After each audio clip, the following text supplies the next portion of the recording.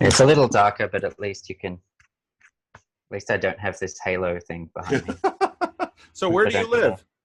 I live in Auckland, New Zealand, but I'm originally from Sydney. Wow. Very cool.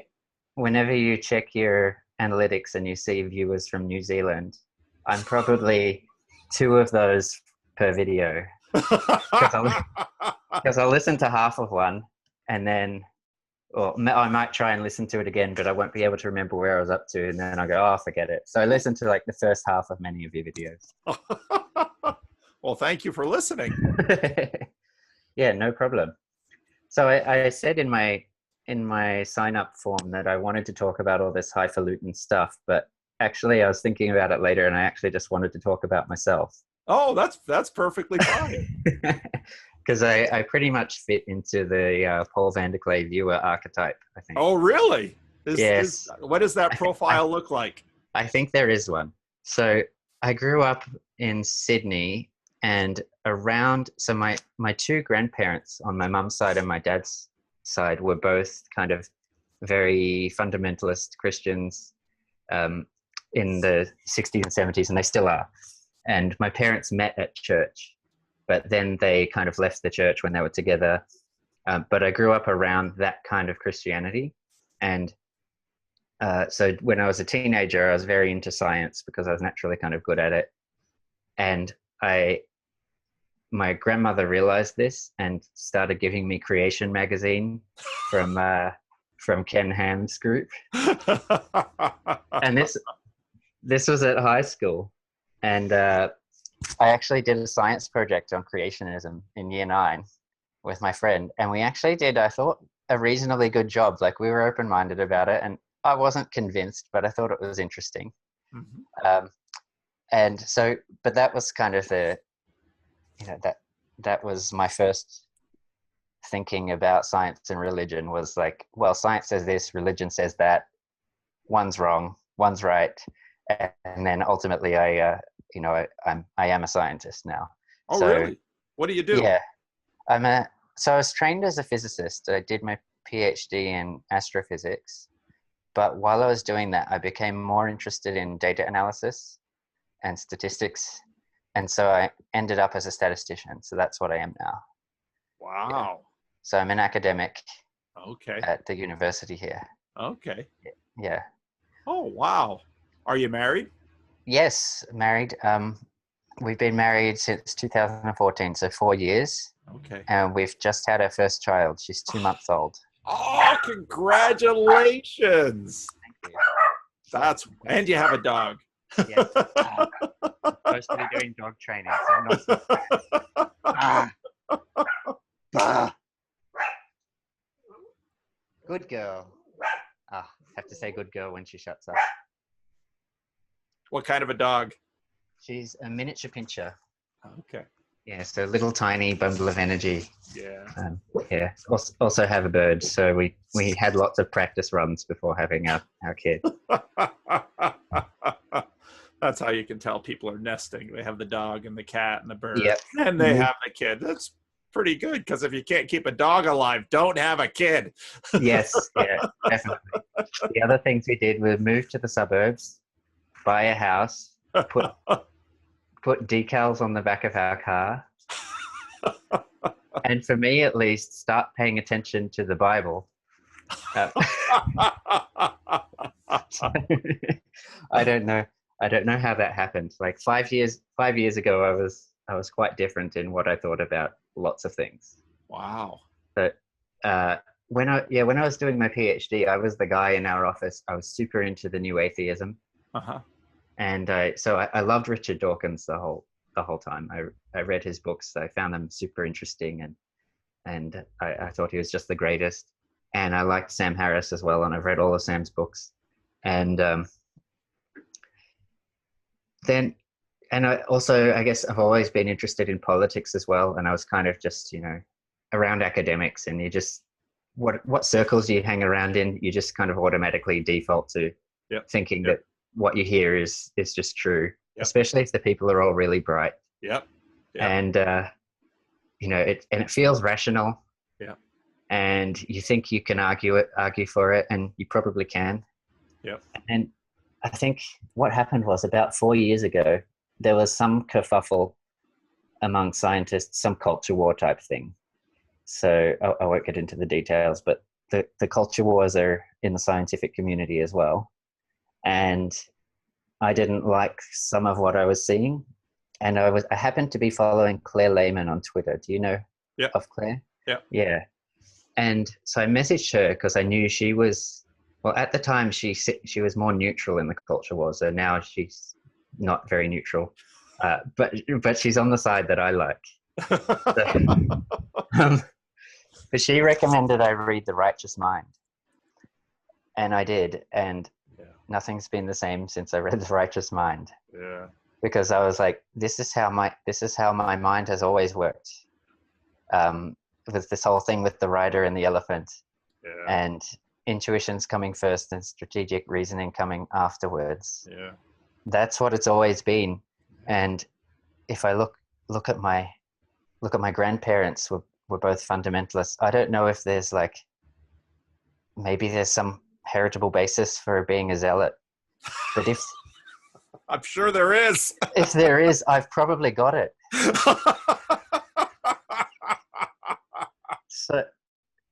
So I was like the most diehard new atheist, and I was gonna get rid of religion, and everything was gonna be great. And then I was like, this super passionate leftist, and the only thing that mattered was global warming. And now I'm like this kind of center-right economics liking guy who's semi-interested in religion and gets annoyed at all the things I used to be. Wow. Yeah. I think so. That's how I ended up listening to your stuff, and of course Jordan Peterson's stuff and all of that. Yeah. Well, I think Jonathan Haidt, because before I ever heard of Jordan Peterson, I had read Jonathan Haidt's Happiness Hypothesis and that was a good book too. The Righteous Mind. They were both good books, and Haidt, continues to maintain himself as an atheist of sorts. Or I'm not exactly sure. I haven't listened to him recently how he would categorize himself. He unlike Peterson, he's kind of maintained himself as an academic. He'll talk about this stuff, but keeps the line between. And I think that's what so unnerved Bernie, I forget his last name, Jordan Peterson, the guy who hired Jordan Peterson, so unnerves him about Jordan Peterson, because Jordan Peterson's like, screw it. This is who I am. Yes. They're very different. I think Jonathan Haidt is very kind of, when he speaks, he's very careful and Jordan Peterson always says he's really careful with his words. And I'm like, 90% of the time I'm like, yeah. But then you see all the other 10%, I'm like, that wasn't careful. That wasn't careful. That wasn't careful. And that 10%, that's the stuff that makes people go, like, if you say you like Jordan Peterson, that's that 10%, they're going to bring it up. And you have to defend it. Oh, so true. Yeah. Well, I guess, I suppose if I do have an audience, you're definitely your profile is definitely a part of it, because I do talk to a lot of people like you. A lot of people come to my meetups have similar stories. So yeah, I feel like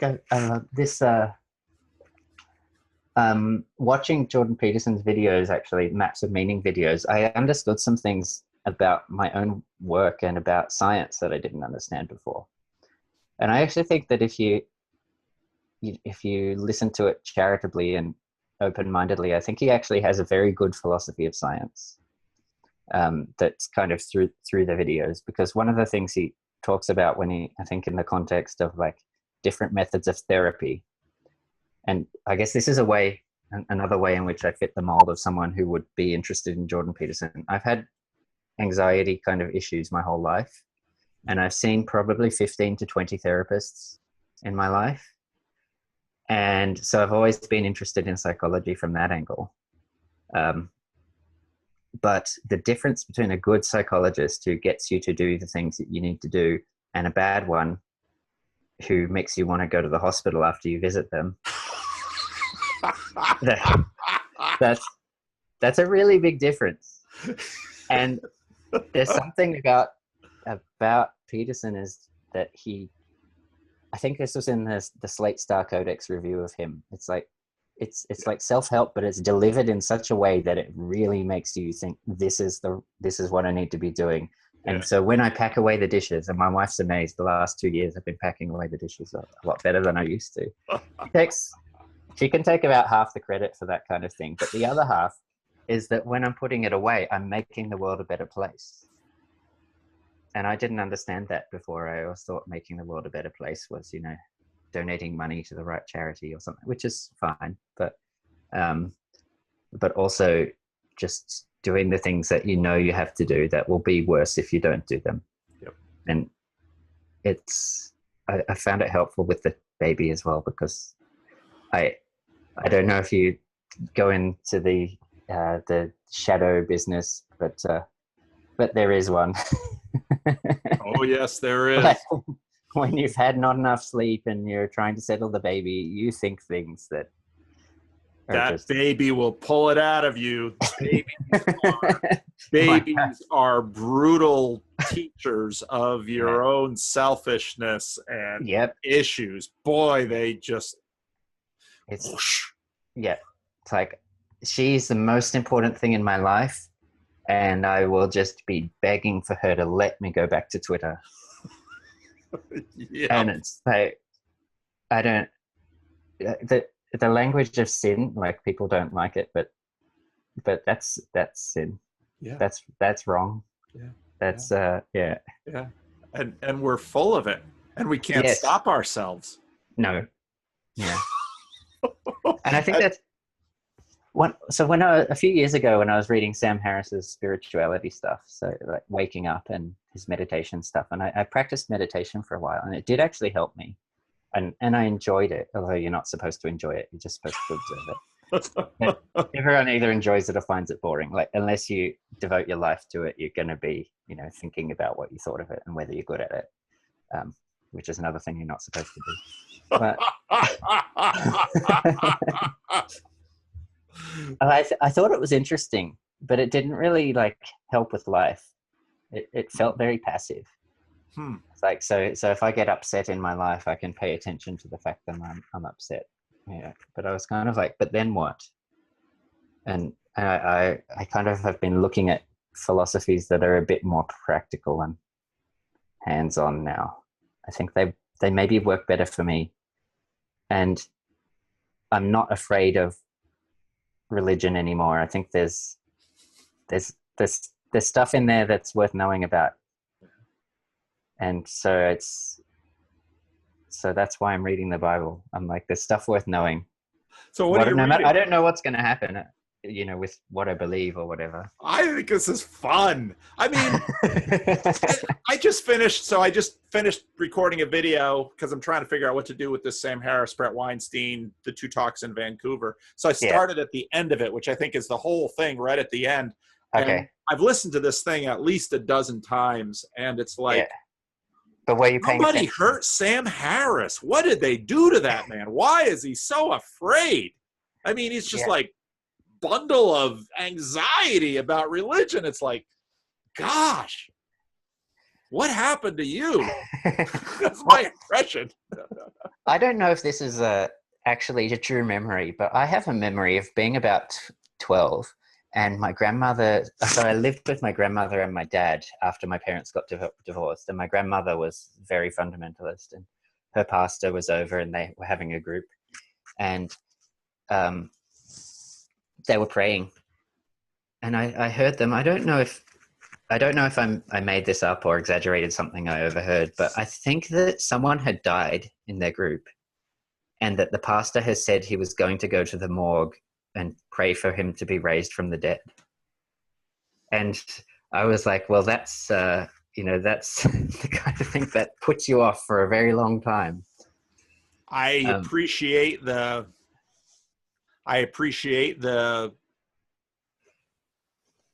guts of the pastor. That's very gutsy. Yeah. I personally never done it. Guy. I liked that pastor. I think he's still around. He was a good guy, and I would sometimes argue with him, and sometimes, I'd sit in my room and I could hear everything that was going on in the meeting, and I'd be sitting there with like, richarddawkins.net open or something. and then I'd go out and I have an argument with them about something or other. And I remember once also trying to explain natural selection to him. And it was actually a really good conversation, because we had this discussion. I feel like I did a good job of explaining what, a creationist would have called microevolution. And he was like, oh yeah, that's sensible. I'm fully on board with that. So it's not like, he was this super closed-minded guy who, wouldn't tolerate anyone who disagreed with him or anything. He just he was very adamant in ways that I would be afraid to be. Yeah. I can appreciate a pastor who'd go down to a morgue and pray for the resurrection. I'd pray for the resurrection. I'm just a little more quiet about it. Hey, that's like, yeah, dude, go for it. Even announce it. Yeah.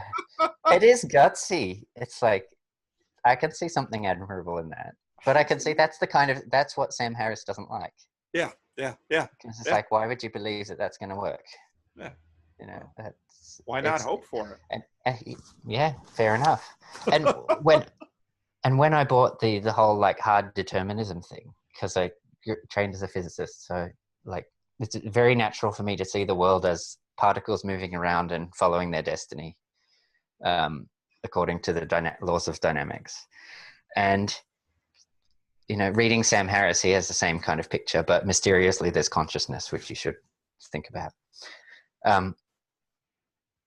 When you think that way, you get up in the morning and you think, well, I hope the particles move themselves in a way that's good. Like that. What's her name? Verizon Lisa. That's right, Verizon Lisa. Go universe. By the way, Lisa, you look good today. Yeah. Thanks, universe. You'll hear Sam Harris in the Weinstein, or you'll hear Weinstein talk about the universe arranging, and I thought, our language is so embedded with this, we're not going to get rid of it. Yeah. And yeah, I guess other things with, I'm just rambling at this point, but oh, that's cool. You ramble well. So other things thank you. I think about this stuff all day, every day. If people could hear a recording of my brain, they'd think I was nuts. But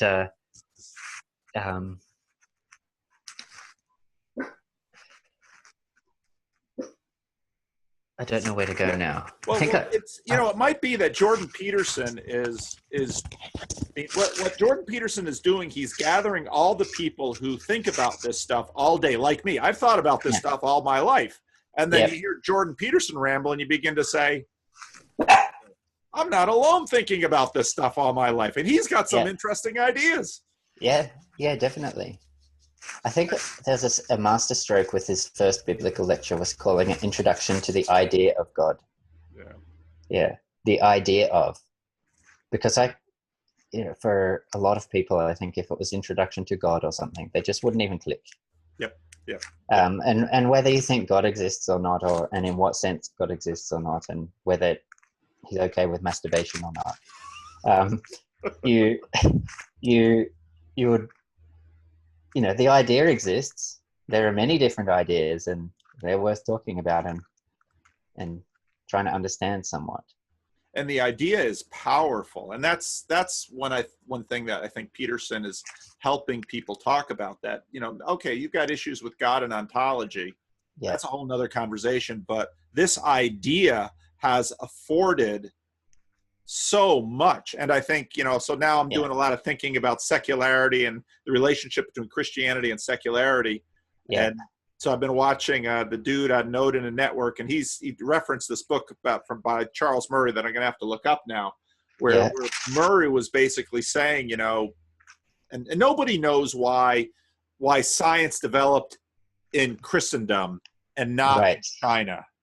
That's a huge question. We don't know why, but it seems to be something that the idea of God got so built into our culture that in a sense we could freelance without him.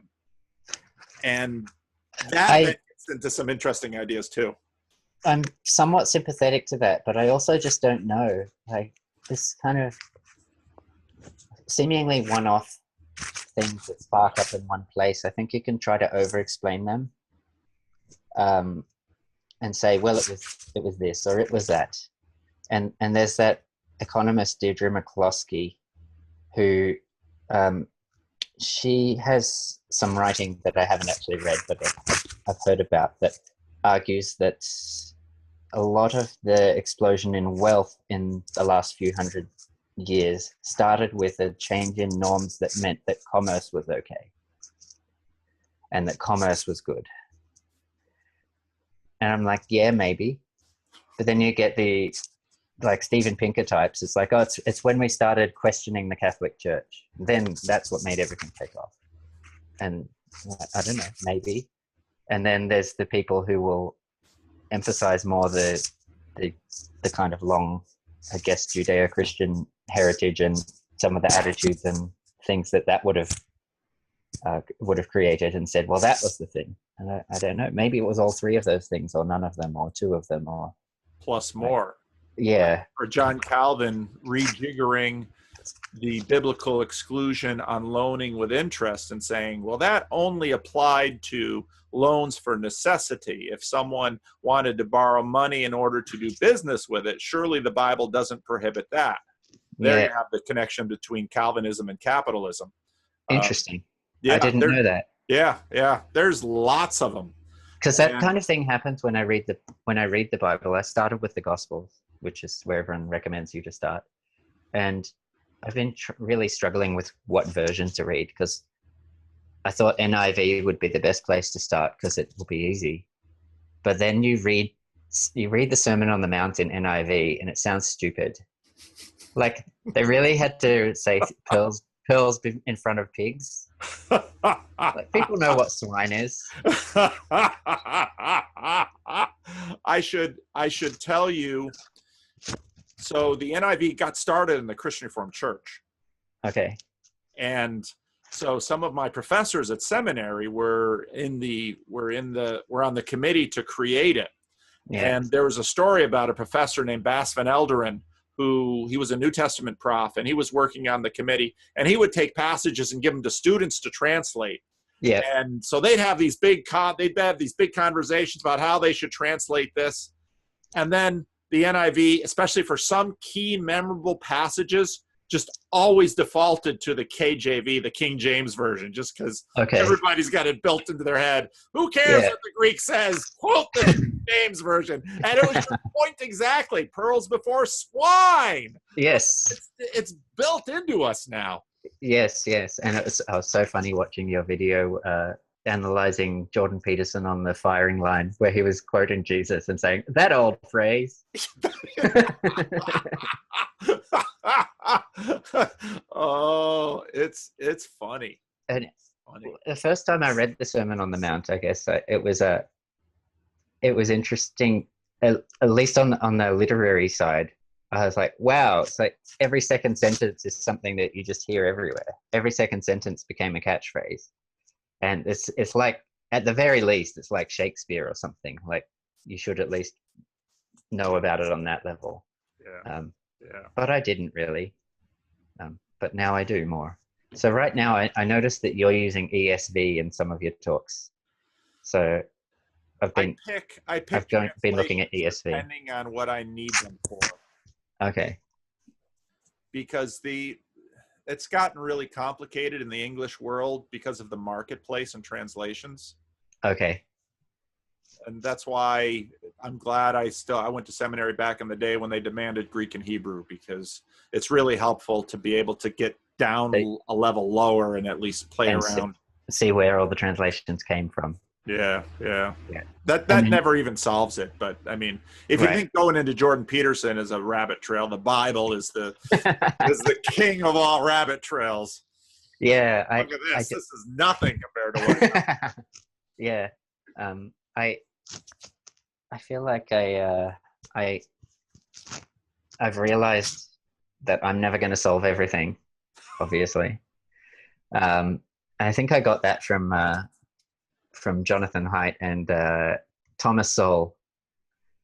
But I think sometimes I go into a subject, I'm like, I see that this subject has something in it that it's worth mining. There's something good in there. So a couple of years ago, I thought, economics was it, and I'm still interested in economics now, and I've taught myself some, and it's part of what made me realize that a lot of my old politics would have been a disaster had it ever come about. But I studied physics for 8 years.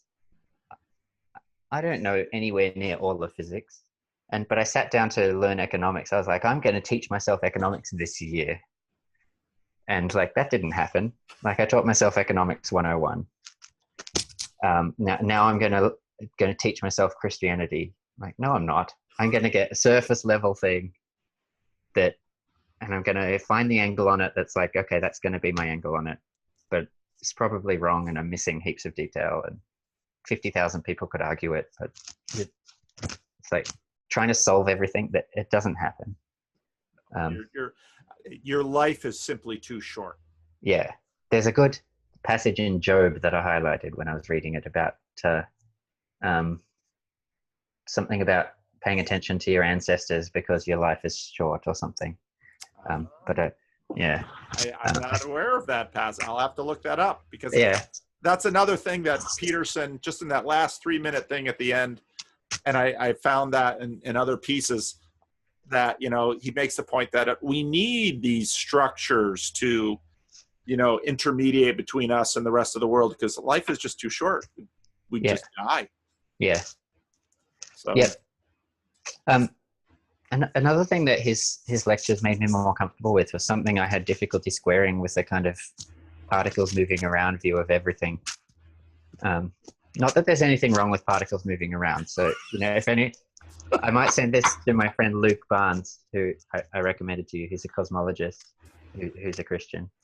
And,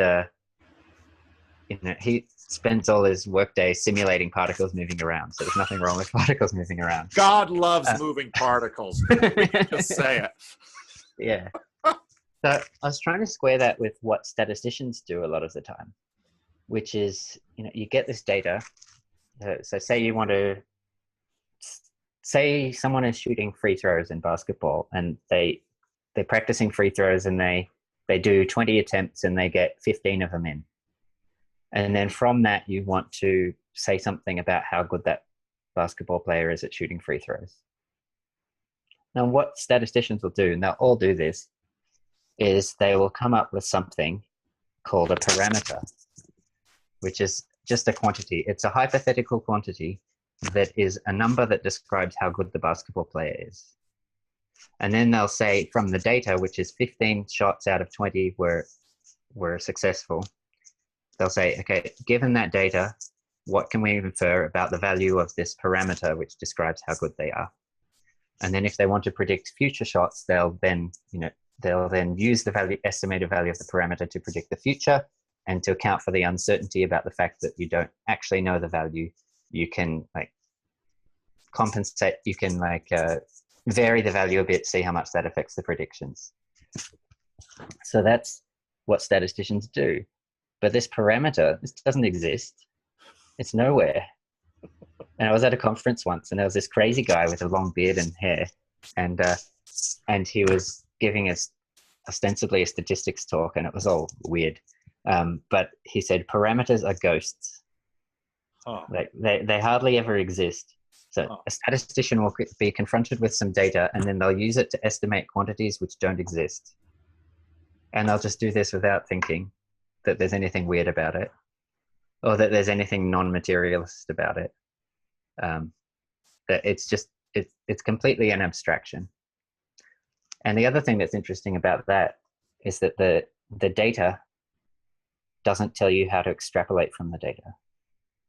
To do that, you need another structure. You need something that statisticians will call variously, depending on what school of thought they're into. You need a model, and you need something called a prior. And this is all the stuff that you need that isn't the facts, that you need to put with the facts before the facts can do anything. So I don't know how well I did at explaining that. That was really good. And that's tracking with, because my video channel is nothing but what I'm thinking about now. I mean, Yeah.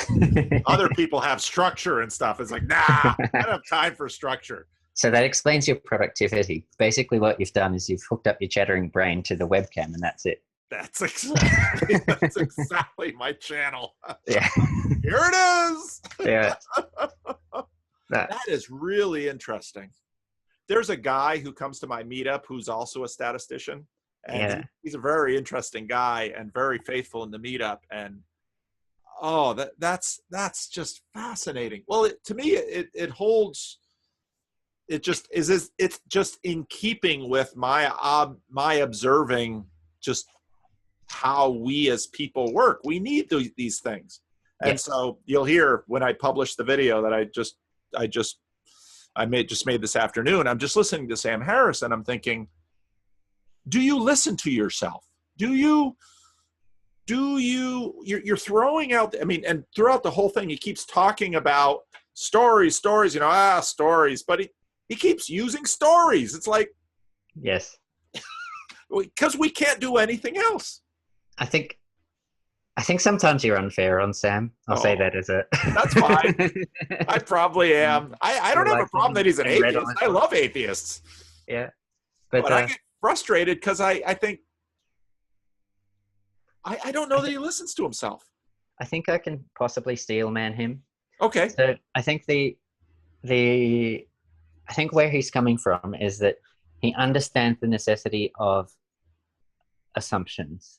I don't think he denies that. I think if you read The Moral Landscape, he's like, he says, yes, the facts don't fully speak for themselves. You need assumptions somewhere to kind of get started. And here are some plausible assumptions that we can all agree on. Now, the difficulty is that he thinks they're obvious assumptions. Yeah. I think. Whereas they probably come from his idea of kind of what it means to be a good and moral person. Yeah. Which, if you look at history, is not obvious. Yeah. And it's not something he worked out. He inherited it. Right. So I think that's a good point against what he thinks. But I think for him, the sticking point with religion is that, so say that one of the founding things in Christianity is the resurrection of Jesus. And I suppose physically the resurrection of Jesus.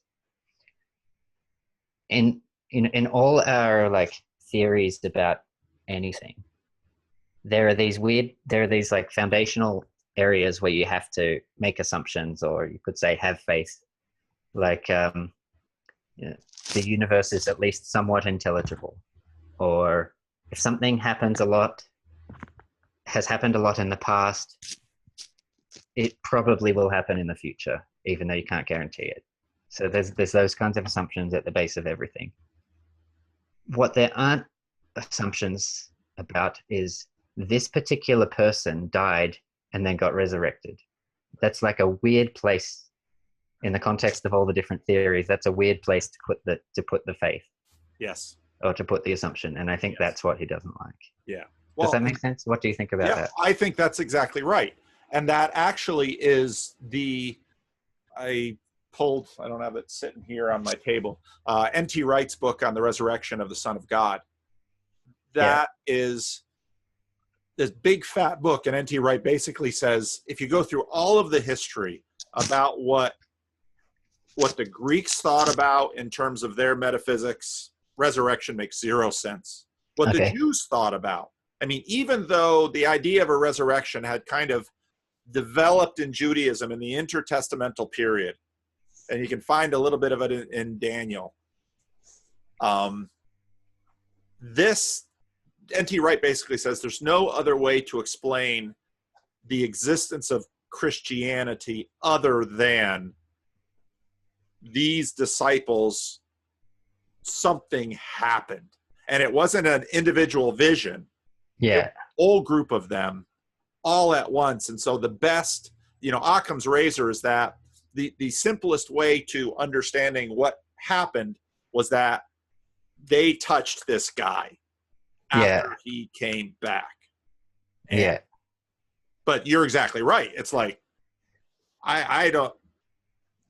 what does that mean? And that's why, I love your story about the guy going to the morgue to pray for the resurrection of the dead. People have been playing with this idea on TV lately. And it's a fascinating idea because on the TV, what shows? Well, there's been a whole bunch of shows in American television that have been playing with people coming back from the dead. Okay. And what that does, and most of them aren't any good, the shows. Yeah. But if you sit down and you imagine this, because I think about it sometime. Okay, so let's say my father, who died 5 years ago, would knock on this door and walk through this door. I don't know what that would do to me physiologically, just the shock of that. Yep. And then what is that going to do to me relationally? Yes. Okay, what, we're going to go down to Social Security and get your number back? You're going to have to start eating again? You would be in chaos, the bottom part of chaos. Oh, yeah. Not the little bit that appears within the oval. That's right. The big one down there. Yeah. So I have zero, for when people say they just can't stomach this, I think, yeah, you're paying attention, because most of the time Christians that kind of blithely embrace it, it's like, okay, but if you just stop and think about this thing, it is mind-blowing. And then, if you listen to my sermons, usually around Easter, I'll talk about it, because I think about the fact that, so in the stories, Jesus comes back, they touch him, and I would want to take, let's go see Pilate, let's march, and this is just where we go. And I think you're right in terms of the Sermon on the Mount. I don't know if you saw the video where I talked about Virginia Stem's, when she was teaching. She was an English teacher in Texas A&M in the 1980s, just took the text of the Sermon on the Mount, not in a Bible or anything, handed it out to her students, just without context, and said, write an essay on what you think of this. Yeah. Many of them did not recognize it. Okay. But most of them hated it. They couldn't stand it. What didn't they like? Did they say? Well, Jesus is unrealistic. Jesus is, the sex stuff, this lust business. Good God, what's that about? Oh, yeah. The thing about if you look at another woman. That's right. That's in my head now. Yeah. Because I have a very accepting wife, and I'll tell her if I think someone's hot or whatever. And she says, you have a very secure wife. Yes. Yeah, I don't know what it says about me, though. I think it says that even if I wanted to, I'd be incapable, which is probably true, and probably for the best. But I'm like, that is an impossible standard. Yeah. But what do you expect? I suppose. Try holding yourself to a standard that you're not currently achieving, at least, is probably good. Yeah. And it's funny with the Me Too stuff now that a kind of conservative sexual ethic is coming back, but under a different philosophy. But it's the same thing. Like behaviorally, what you ought to do is almost the same. Yeah. Which is be very cautious. Yeah. Yeah. An incredibly high standard. Yeah. In some cases, the new morality of the left, I look at it and think, wow, good luck. Yeah. I think I don't know whether this is going to go up, but maybe I'll show it to my wife and she'll say, nah. Because what academics can be like. I won't say are like, because it can be. There's stuff I did in my early 20s. I was extremely awkward. I was a physics guy in a physics department who was shy and didn't have many friends and didn't meet very many women in the physics department. And because there weren't many there. No, there are more now. There were fewer then. It's some of the stuff I did, I'm like, I look back on it now with embarrassment. I don't think I should have, been booted out of my PhD or something. But if I did it to the wrong person, well, to someone who thought maybe I should have been, then that could have happened. And it all seems very random. Yeah. this kind of thing. It's like, and same with the blow-ups of people that say something that it makes a firestorm and then they get fired, like the Brett Weinstein thing and that kind of thing. It all seems very heavy-tailed, to use a statistics phrase. I don't know if you know what heavy-tailed means. It means something where it means a distribution where there's a lot of probability near zero, and a small probability of something extremely large. So there's probably thousands of academics every day saying something, that would annoy someone or, violate a taboo of someone, but nothing happens. But then you just never know if you might be the big one. And so that's kind of what puts the chill on. It means you can't say anything in public in case you're 1 in 1,000 chance that you become an international celebrity. Like Jordan Peterson. Yeah. Like it worked out pretty well for them, but there are others that it hasn't worked out that well for. I'm sure there's plenty of them, or at least a few of them. But I think you're right. I think most people, I think we fail to, why is the story of this guy going to a morgue and praying for the resurrection such an outlier? Why don't most pastors do that? We are there's so much pressure. Really, in some sense, if you really believed it, why wouldn't you? Like you were saying. That's right. Yeah. That's right. And that's actually one reason why I find your channel appealing, is that you don't signal that very much. YouTube is a place for people with little to lose. Okay. That's why I don't have very many things up. I have some statistics lectures and some videos of my bird. But you don't signal the stuff that would trigger Sam Harris. You don't say it very much, apart from, say, criticisms of him. Yeah. But I should be nicer to Sam. I get it from both sides. People are like, you're too nice to Sam. Other people are like, you're too hard on Sam. So I don't know. Sam isn't watching. So yeah, exactly. I'm not worried about it. Yeah. But I think it's like I'd listened to several hours of you before I heard you say, I believe in the coming, the world to come. Or something. And you said, in the world to come, I'm going to study this or something, or I'm going to do this. And I'm like, you're actually a Christian. Like in the sense that I would have recognized years ago, not the sense that these weird agnostic Christian people who like Jordan Peterson, whatever we are. Well, that's what, the big game, is he or isn't he? This is where, and it was the hard things of my life that forced me to ask myself, or it was the hard things of my life to force me to say, okay, if I forgive my enemies, if I turn the other cheek, with the rules of this world, the outcomes are utterly predictable. You turn the other cheek, you usually get hit again. Yeah. You start forgiving people, you start losing. Yeah. Am I prepared for that? Now, if you're a loser and you lose all the time and you don't have the capacity to win, what is that to you? You don't have it. But if you're large enough to hit back, if you're smart enough or have enough status or have whatever it takes to kick down on other people, and you don't do it, well, now something's in the game, because now you're feeling the cost of discipleship. And then emotionally you have to decide, okay, I am going to deny myself these things. How can I emotionally compensate for that? Yeah. The world to come. Yeah. And Sam Harris would say, you're crazy.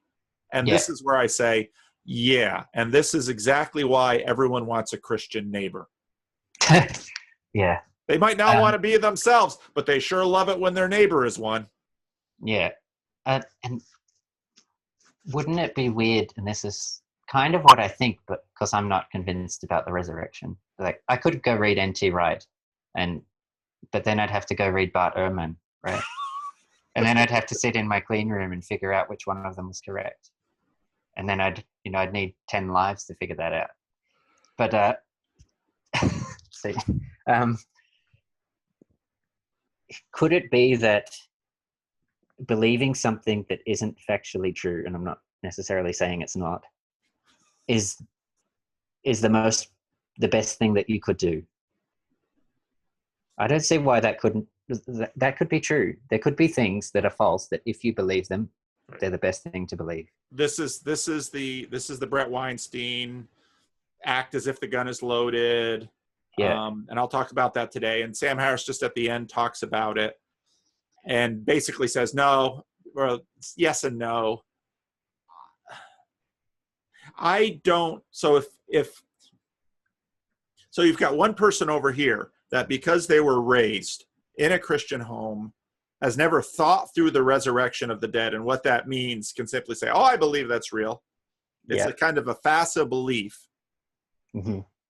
One of the things I like about Peterson is he leaves open the honesty, which I think is exactly right, that, okay, your belief is not well earned. It's just simply part of the package you were given. Now, maybe that's a wonderful package to have been given, but it hasn't cost you anything yet. So that's where Jung's comment that Peterson adapts about beware of unearned beliefs. Yes. Now, I think there will be. I'm a traditional Christian in many ways. I believe in hell. I believe in the second coming. I mean, go right down the line of the Apostles' Creed, and I buy it. So that troubles people. So fine, be troubled if someone's upset by that. But that doesn't bother me a bit. But where was I going with this? I think there will be a lot of people who God welcomes into his kingdom who are utterly surprised by the whole affair. and Sam Harris in the talks basically says, I'm going to hell. And I'm thinking, oh, I don't know, Sam. And I know a lot of Christians would be really upset hearing me say that, but I say that, and I can defend that theologically by saying no human being in this world has the right to designate that for any other human being. Right. That is God's job. So yes. Why play that game? Well, I've imbibed enough Christianity to know that that's what you're going to say. Yeah. But it's not your job. No. And so why not act as if, and there's actually a Christian Reformed minister that was writing about that. Why don't you act as if everyone is saved? And I remember talking to my father about that book that this guy read, because my father is also a pastor. My father said, that's what we all kind of do. When I meet with someone, I don't think, oh, they're going to hell, I'm not going to pay any attention to them. But, now after Jordan Peterson, all of that stuff digs down, because in a sense, if you don't have time for someone, you are acting as if they are going to hell. And C.S. Lewis actually writes about that. And so the opposite of that is you should have time for everyone. And Jordan Peterson, when he was here in Sacramento, that was the most remarkable thing I saw in that. He just had a little bit of time, because we're all limited in time and space. Yeah. But in that little time, he paid attention. I thought, wow. I am a lousy Christ follower, because that expression of Christ following that Jordan Peterson was doing right there, better than me, baby. Yeah, better than me too by miles. Like I said, with trying to settle a baby and thinking about wanting to be on Twitter or something. Like, I did the personality quiz and I came back like 1th percentile on compassion. And also 1st percentile on agreeableness. You would fit in my meetup. I got a whole crew of disagreeables. Yes, I think that's it. I think there's something about, I don't know, maybe Claire Lehman would know about this. I should ask her, but about disagreeables and at least classical liberalism. They're all, strikes me as the politics of the disagreeable. Just, something gets too much and you have to believe it. You just no. And that's that's kind of what made me read all these books and change my worldview.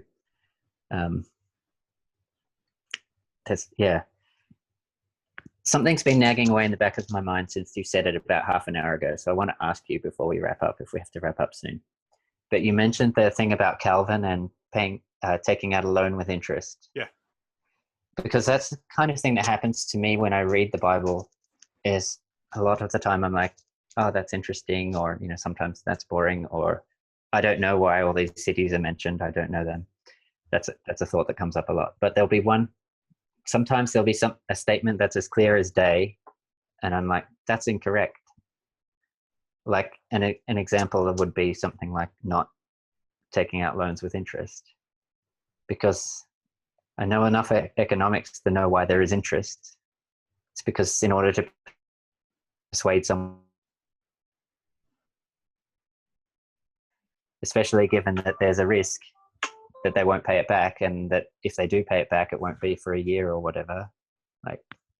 So if you're reading, if you think something is wrong, you might be wrong, but maybe you're not. Maybe you're right.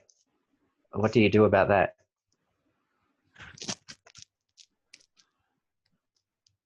See, I don't have these. I don't read the Bible that way. Okay. And that's I guess partly why I get frustrated with not only Sam but all of these people on the stage, because they're talking about how Christians read the Bible, and I think, yeah, I've never read the Bible that way. I could understand why, and again, this is what I do for a living. Well, when Jesus says, if someone asks you for a cloak, give it to them, and give them something else too. Well, what's going on there? Well, you're living. Sorry, do you mind if I take this call? Oh yeah, go ahead. I'll be right back. Okay. Hey, how's it going? That was probably your wife. You're ordering dinner. Yes, exactly. That's lunchtime here. Lunchtime. Okay. Yeah. No, so where were we? So you don't read the Bible as if, you hear a sentence and then, because Jesus said the thing about giving the cloak. There's an assumption that I find in people that they think what the Bible fundamentally is a list of things telling us what to do.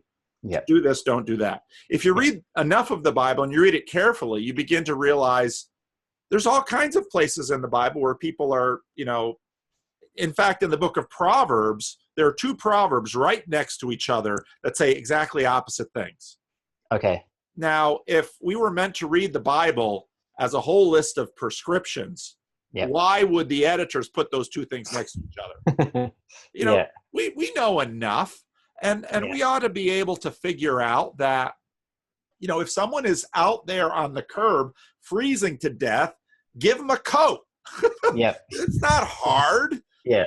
But we should also know well enough that by the time you get to the end of the mercantile period, and at the end of the transition from medieval Europe to early modern Europe, that there's excess money around and people want to do things with it. And John Calvin looks around and says, if you read the Bible, they're talking about give the guy a coat. This is a different situation. Now so the Bible is by no means, in my mind, a list of things telling us what to do. Okay. It's a very different book. Yeah. And do you think maybe the contradictions, I suppose, if you want to call them that, are a feature and not a bug? Absolutely. Because that's kind of what I'm thinking lately as well. Oh, I think because absolutely. And I don't think you could write a legalistic document that's like do this and do that didn't start to leak out of the exceptions. Or the amazing thing about the Bible is not that. Well, think about it this way. I often use this illustration. Jesus heals a bunch of people, right? Okay. Yeah. I have no problem with that. Jesus heals a bunch of people. Someone would say, if Jesus really wanted to help people, he would have given them the formula for penicillin. Introduce antibiotics in the first century. Yeah. It's this Deus ex machina thing that really doesn't work in the Bible, because they say, well, why wouldn't Jesus give them penicillin? And you start thinking that through, and then you start asking questions. Well, what are the miracles really about? And that's when the Bible starts getting helpful. Okay. And the difficulty is, and this is why it's hard to learn the Bible without a church. A few really smart people wind up doing it, but the Bible is something that has to be practiced. And it's not the kind of thing where if you invest in these kind of stocks, you'll grow rich. That's not the kind of information the Bible gives. Because that's not the game we're playing. Yeah. So it's, I try to think of what productive things I could do with my channel. I want to help people read the Bible better, but there's a lot of good stuff out there to help people read the Bible. The Bible's tremendously difficult. Yeah, it's really hard. And just getting it right isn't the game either. Yeah. Well, I don't think I could. Well, and then the point is, Christianity is a faith to be lived, not a faith to be just thought about. Yeah. So, and so another thing I'm going to introduce having all these debates about slavery and what's in the Bible, say, hey, let's make it real simple. Jesus does. Love the Lord your God with all your heart, soul, mind, and strength, and love your neighbor as yourself. Well, I say, well, I'm a little wobbly on the God part. Okay, then start with your neighbor. Yeah. Then it's exactly where we started talking about your daughter. It's like, I love my daughter like crazy. There's nothing I wouldn't do for her, but gosh, let me sleep. Yeah. That's it. It's a human condition. This is where we are. Yep. So I don't know if you got to go now. You got to run I and got to get go her. get my wife soon. Yeah. And the baby, she's probably asleep right now because she'll be in the stroller, but she'll be awake as soon as we try to eat lunch. Well, I am just, there are days that I think, what am I doing making all these videos about Jordan? Oh, no, it's great. I'm trying to be out of my mind. But then I have a conversation with you and I think, oh, no, this is exactly what I need to be doing. No, this is the stuff, like I think you had it like 6 months ago, people getting tired of Jordan Peterson or of like peaked or, how much can one person teach you? A lot. But at some point it stops or it's diminishing returns. And I think you're one of the good channels that people can go to next. And to me, it's not what Jordan Peterson teaches us. I'm still learning a ton from him. Yeah. But again, he's kind of the wick of the candle, and we're all kind of finding each other through this and really having amazing conversations. So. Yeah. I agree. It was a pleasure meeting you, Paul. It's a pleasure meeting. I'll send you the recording, and you can decide. Show it to your wife. You can decide what you want to do with it. Okay, I confess to some crimes from back in the day. So. Lovely to meet you. About it. Likewise. Say hello to your wife and daughter from me. I will do. Thank you. Have a great day. Bye.